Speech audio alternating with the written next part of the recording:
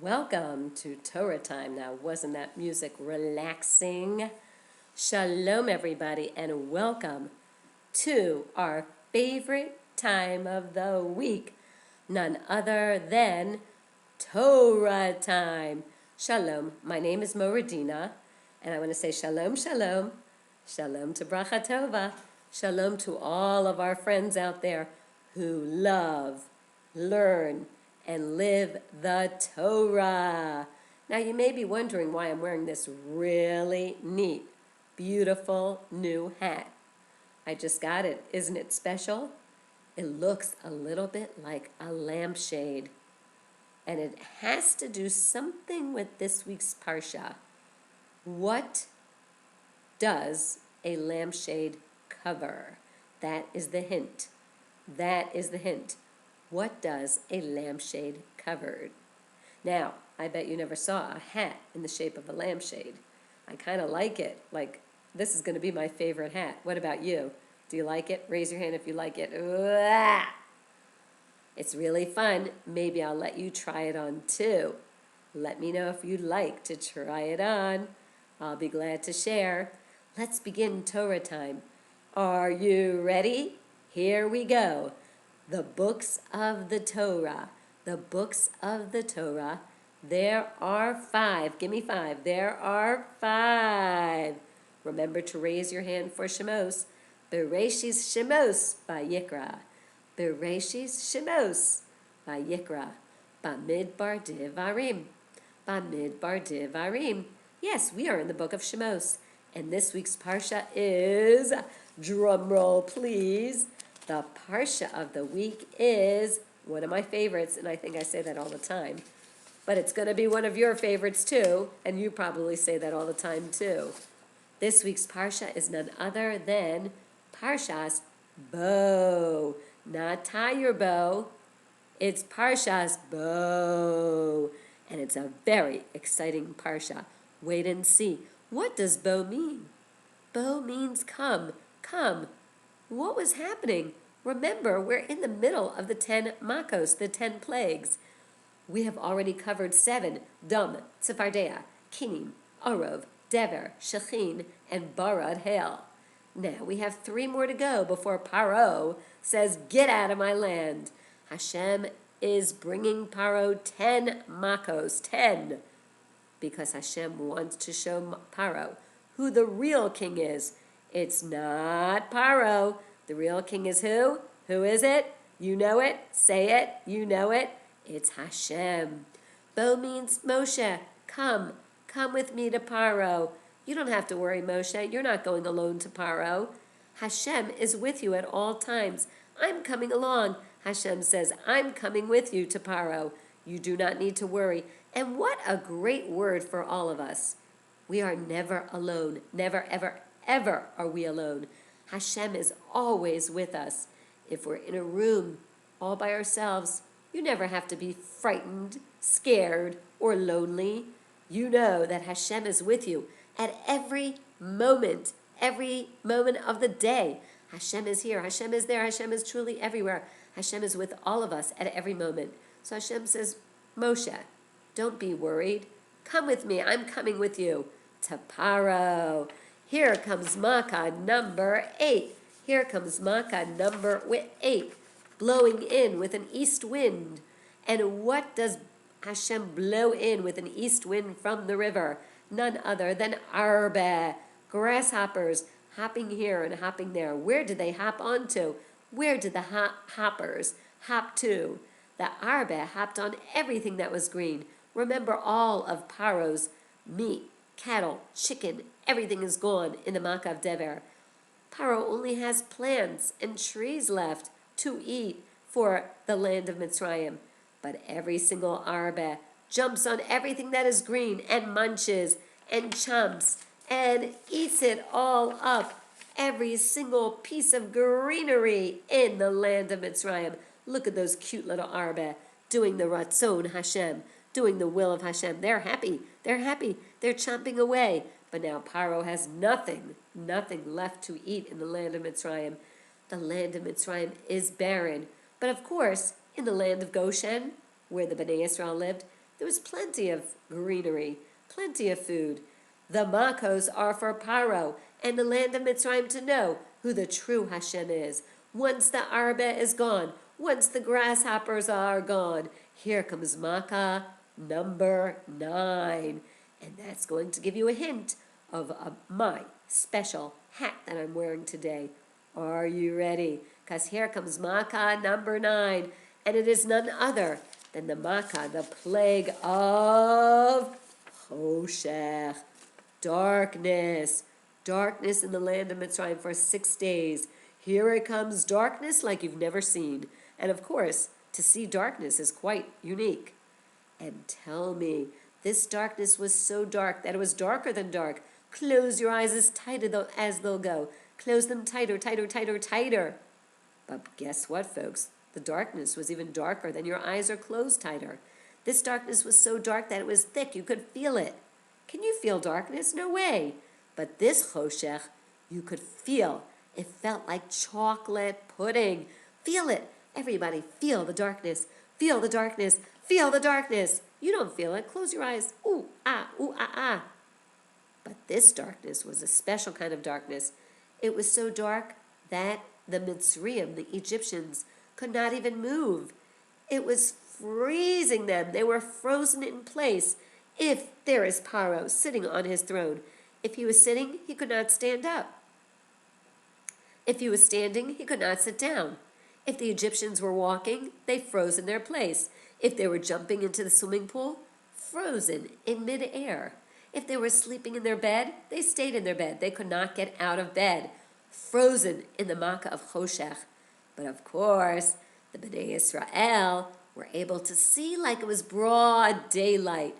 Broad daylight. What did Hashem command Moshe to tell the Bnei Israel to do during the Makkah of Choshech? During the Makkah of Choshech, the Bnei Israel were commanded to go to their neighbors in Mitzrayim and search for jewels that were hidden away in the Mitzrayim's drawers, in the Egyptians' drawers. Because when the Jewish people, the Bnei Israel, would leave Mitzrayim, Egypt, they would go next door to their neighbors and ask them for their jewels. They are to take the jewels of Mitzrayim. And the Egyptians would say, we don't have any jewels. What are you talking about? Bnei Israel, we don't have any jewels. But guess what? The Bnei Israel will say, yes, you do. And they'll say, no, we don't. And then you'll say, yes, you do. Then they'll say, no, we don't. Then they'll say, yes, we do. Then they'll say, no, they don't. And they'll say, prove it. How do you know we have jewels? And they'll say, there are jewels right in your drawers. We saw it during the Makkah of Choshech. What? The Egyptians would say, just take it and go. Get out of our land already.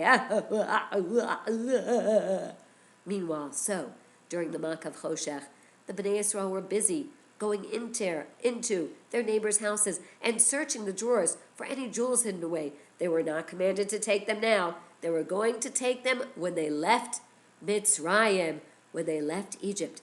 There they are. And they were able to go into the land, into the Mitzrayim's houses. They had like flashlights on them. They could see everything, broad daylight. But not the Mitzrayim. They couldn't even hear because the Choshech, the darkness, was blocking their ears, frozen in their place. Look at that, look at that, look at that. And there it is, the Makkah of Choshech. But by the way, once the darkness was gone and everyone was able to move again, of course, Paro's heart turned into a stone once again. And what do you think Paro said? Paro said, say it, everybody, you know it. No, no, no, I will not let them go. But by the way, you may have a hint of why I'm wearing this beautiful hat, because I am from the Bnei Israel. And I was able to see in Mitzrayim during the Makkah of Choshech. Yes, yes, I have a lampshade on my head. So this help me see. I'm like lit up. I'm like a lamp. And this is what I had. See, I had a flashlight. My eyes were like flashlights. How do you like my flashlight? Oh, I hope that doesn't hurt your eyes.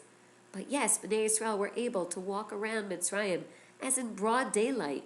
Broad daylight. What a gift. What a gift. Hashem is the king of the world. Now you know why I'm wearing this gorgeous hat. Because I am Bnei Israel.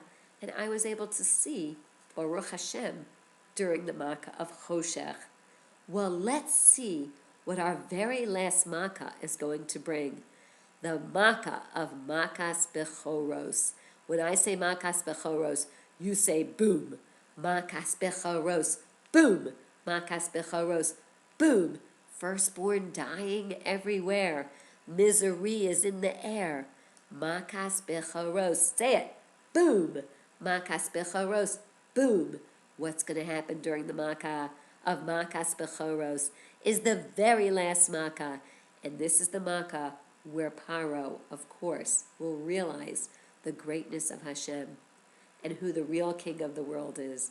And this is where Paro will come to the emes, the truth, and say, Bnei Israel, get out of my land.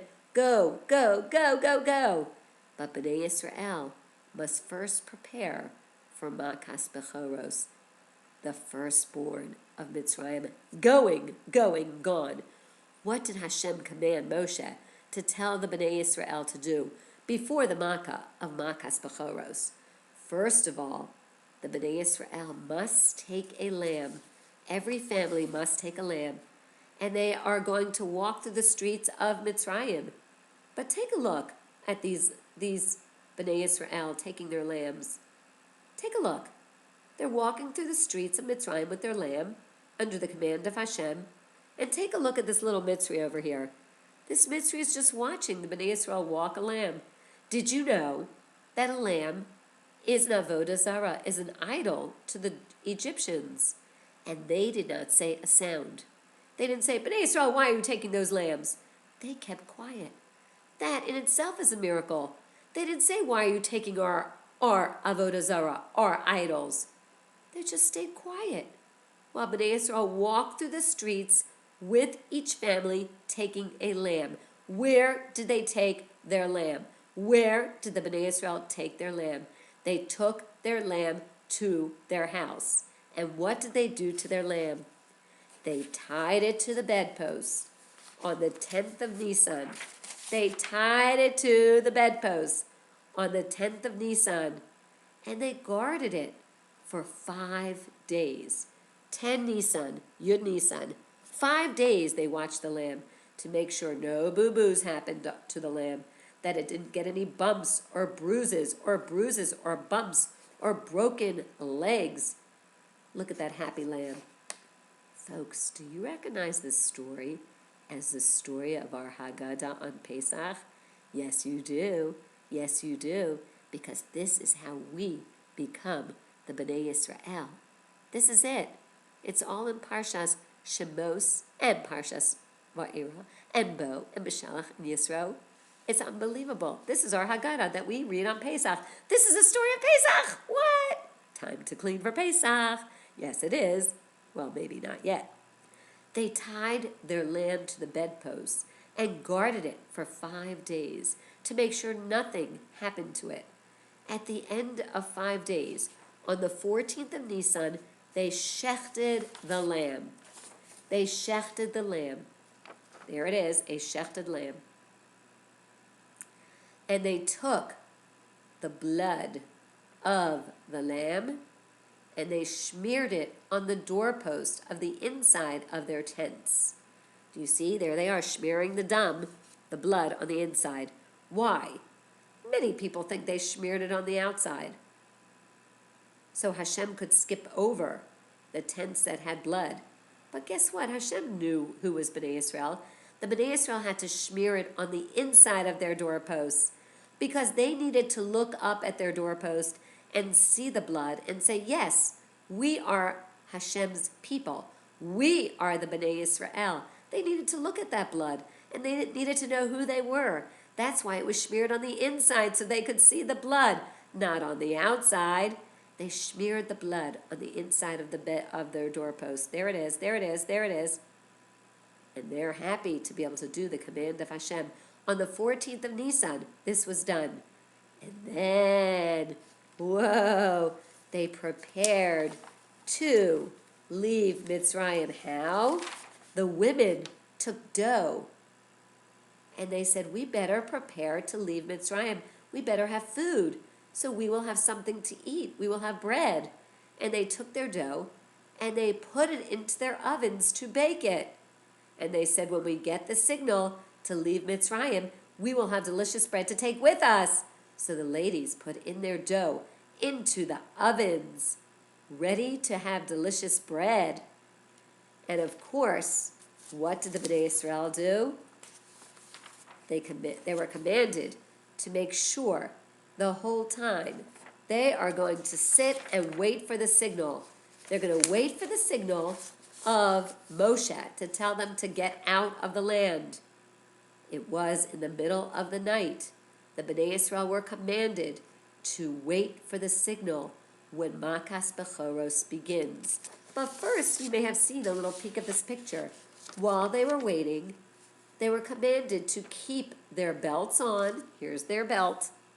Their shoes on their feet. Here are their shoes. And their walking sticks in their hands. Why? Because when they get the signal to leave Mitzrayim, they're going to have to leave fast. There won't be like, oh, where are my shoes? I have to go look for my shoes. Where are my shoes? Uh-oh, I have to buckle my belt. Oh, no, I can't find my walking stick. I better have all that in my hand, ready to run from Mitzrayim, ready, because Paro's going to change his mind. Once he says go, he's going to say, why did I let them go? And he's going to want the Bnei Israel back. So make sure, Bnei Israel, you keep your shoesies on. You keep your walking stick in your hand and your belt tied around, waiting for the signal to get out of the land of Mitzrayim. So Bnei Israel sat around their tables, waiting for the signal in the middle of the night. On the 15th of Nisan, there's the blood. They're eating. What are they eating? They're eating their roasted lamb. There they are eating their Karban Pesach with maror. Take a peek. Do you see that? They're eating, waiting for the signal. And look at the palace. What's going on in the middle of the night on the 15th of Nisan? They're waiting for the signal. And suddenly, while they are waiting, in Chatzos, in the middle of the night, they hear screaming in Mitzrayim, screaming, ah! What is that screaming all about? That is Hashem going through Mitzrayim for Makas Bechoros, the firstborn, gone. Firstborn boys in every home, whoever had a firstborn son, gone. Oh my gosh. Many screams, much screaming in Mitzrayim that night. And the Bnei Israel sat around waiting for the signal. And as they sat around waiting for the signal, there they are, waiting for the signal to leave Mitzrayim in the middle of the night on the 15th of Nisan. Suddenly we learn, yes,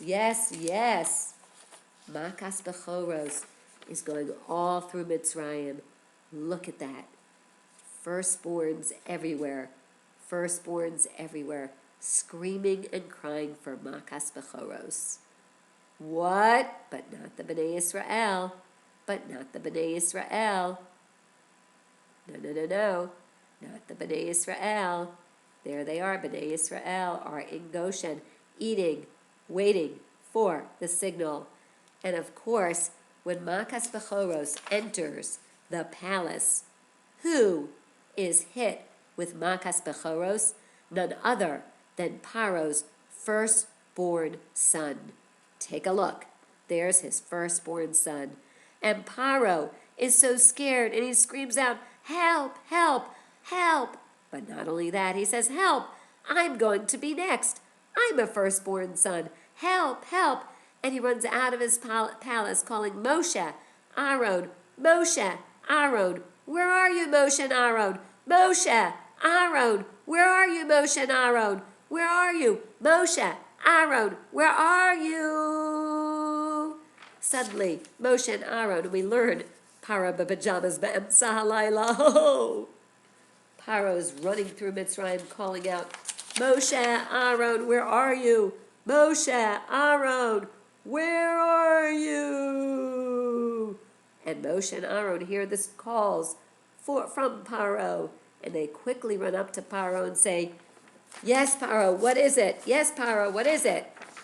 And he says, Moshe and Aaron, tell Bnei Yisrael, your men, your women, your children, your animals, get out of my land. Leave now. Out of Mitzrayim.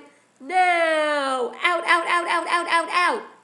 Ooh. When Moshe and Aaron get that signal, they know that Paro is going to change his mind. They quickly run as fast as they can to Goshen, to where all the Bnei Yisrael live.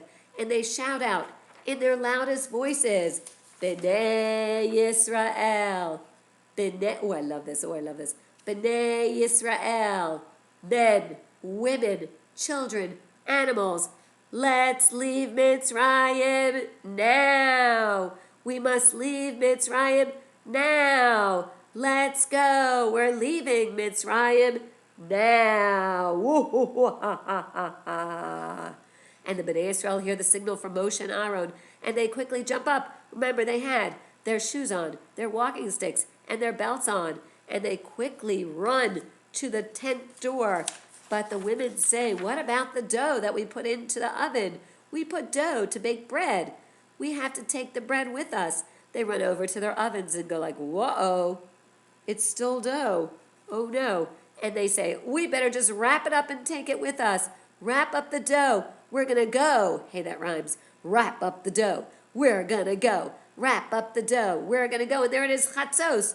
Let's get out of Mitzrayim as fast as we can. And the Bnei Yisrael pack up and quickly run from Mitzrayim as fast as they can before Paro changes his mind.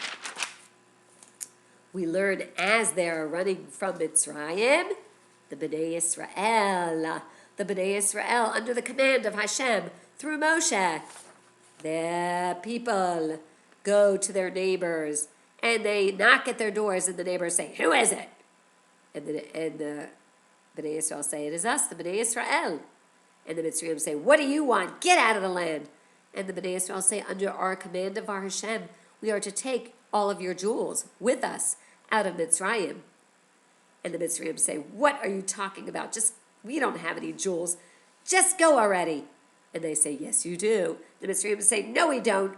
We don't have any jewels. Yes, you do. No, we don't. Yes, we do. No, we don't. Yes, we do. No, we don't. Prove it. And the Bnei Yisrael say, we'll show you. They go over to the drawers that they saw during the Makav Choshech. And by the way, during the Makav Choshech, many of the Erev Rav of Bnei Yisrael were also, that's kind of a sad point. We didn't talk about that. But meanwhile, here. The Bnei Yisrael say, here's the jewels. We are under the command to take the jewels with us. The Mitzrayim say, just take it and go. Get out of our land, you troublemakers. Out, out, out, out. The Bnei Yisrael pack up the jewels under the command of Hashem, and they start running from Mitzrayim now. And as they're running from Mitzrayim, we learn that many things were taken from Mitzrayim, like the jewels. Everybody took jewels with them because later they're going to be building a Mishkan to Hashem. Take a peek at what each person took. Women took jewels. Women took tambourine instruments. Women took drums. Women knew that they were going to play a song later on, so they needed instruments now. So they took instruments from Mitzrayim. They took jewels out of Mitzrayim. What did the men take? Men took saws and they chopped down trees. And they chopped down trees. And they chopped down big, big cedar trees because they knew they were going into the desert. And there would not be any trees there. There would not be any wood there. They're going to have to build a mishkan out of wood. There won't be any wood in the desert. Have you ever seen wood in the desert? No, you have not. And so the men knew they better take some wood with them. They chopped down cedar trees, and they carried big, gigantic cedar trees with them out of Mitzrayim. The women took jewels and instruments like tambourines and drums to be able to sing a song to Hashem later on. Look at everybody running from Mitzrayim. And we learn, as the Bnei Israel ran from Mitzrayim, Hashem gave an extra special gift. We are now the Bnei Israel running from Mitzrayim, but take a look at the Bnei Israel as they're running with their dough on their back, the jewels, the trees, the tambourines, the drums. Take a look at Mitzrayim that night. Mitzrayim had many, many doggies. Do you see the doggies? But what happened that night in Mitzrayim? The dogs sat quietly and did not even open their mouth or stick out their tongue to the Bnei Israel. How could that be? That was such an extra gift from Hashem, the King of the world. Because usually, if people are running, dogs are going to get very excited and go, "Row, row, row, row, row, row, row, row, row, row." And that would have scared the Bnei Israel even more. But here, Hashem said, I'm going to give you even another gift. And that gift was the dogs in Mitzrayim did not even open their mouth or stick out their tongue. Ulachol Bnei Israel, lo yecharatz kelev lishono. Not a dog did bark that night in Mitzrayim.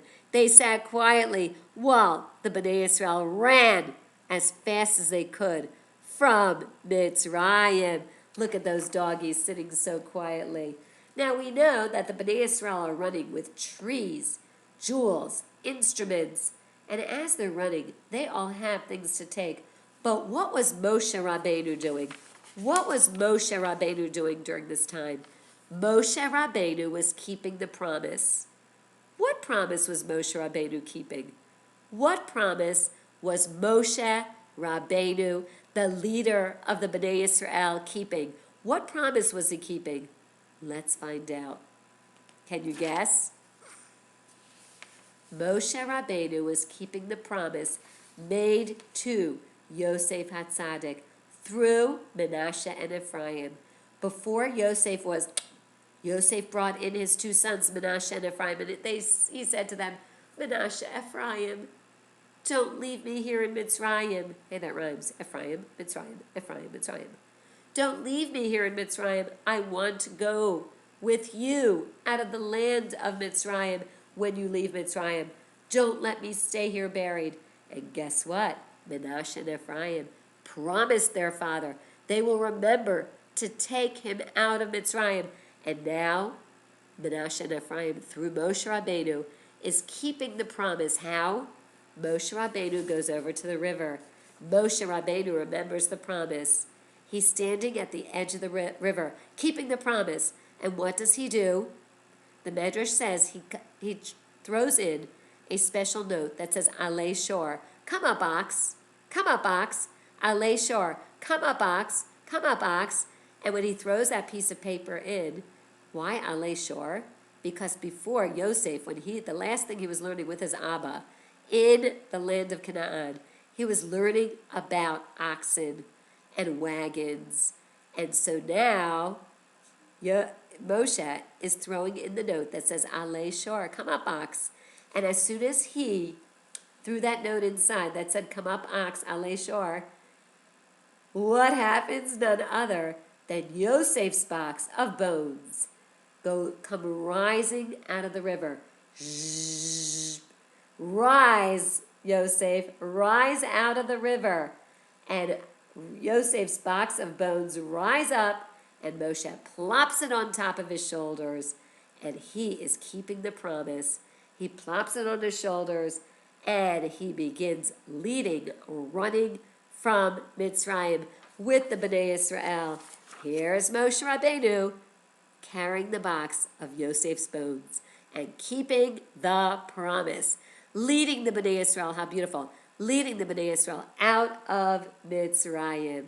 We know that as the Bnei Israel left in the middle of the night, they traveled through the middle of the night and the day through the baking of the sun.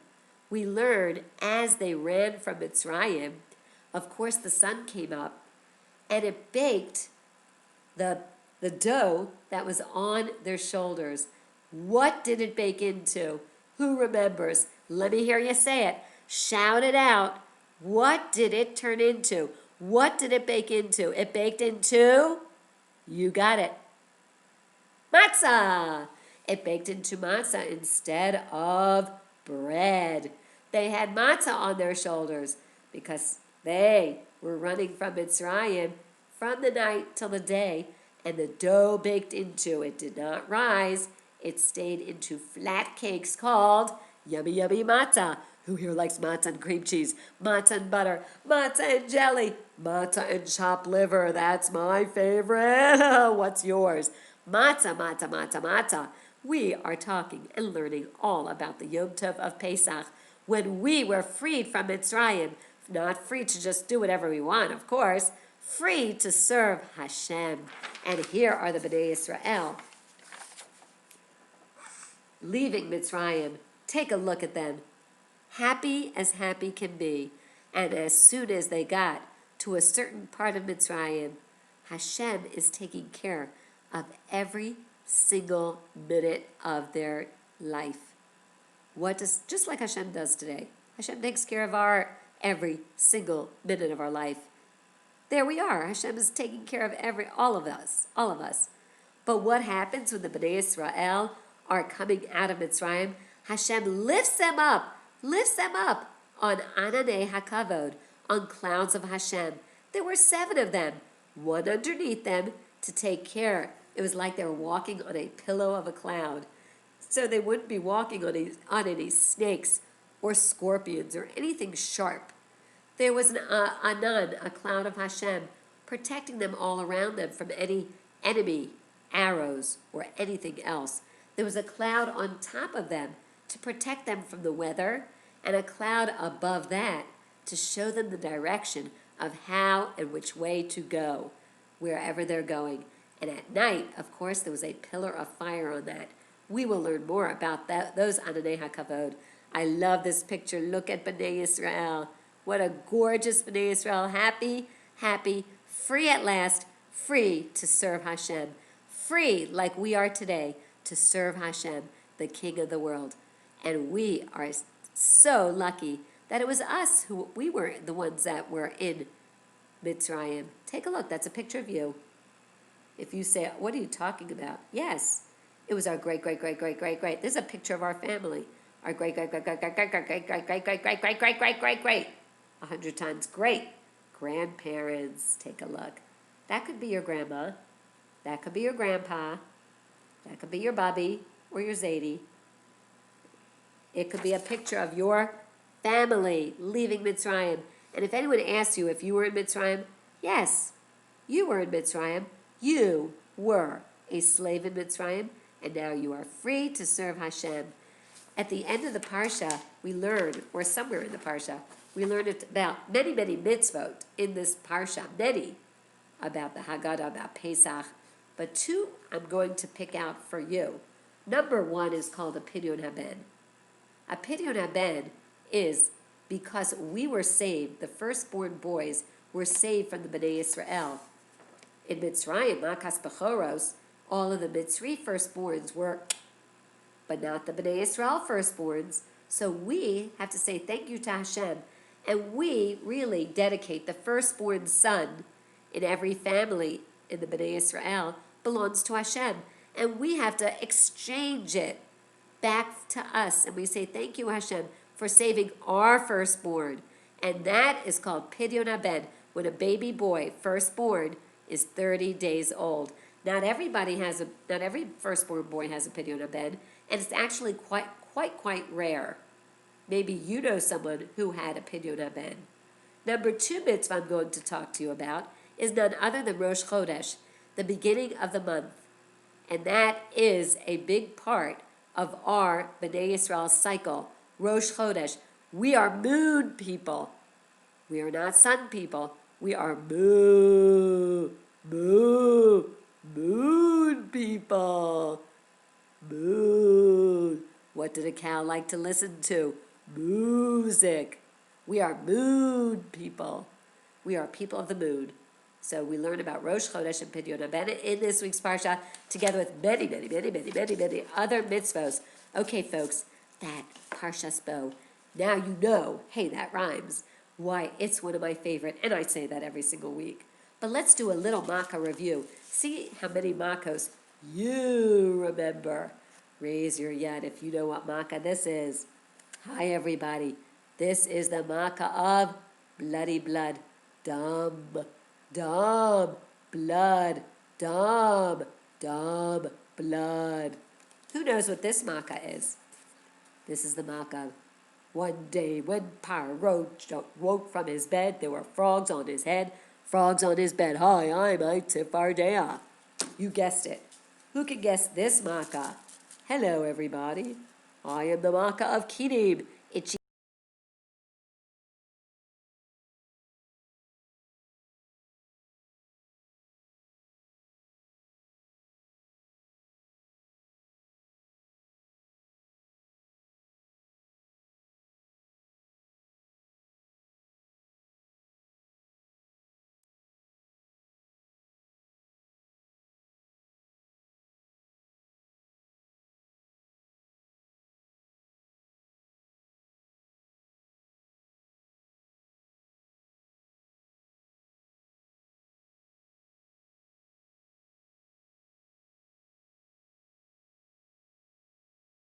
and blisters.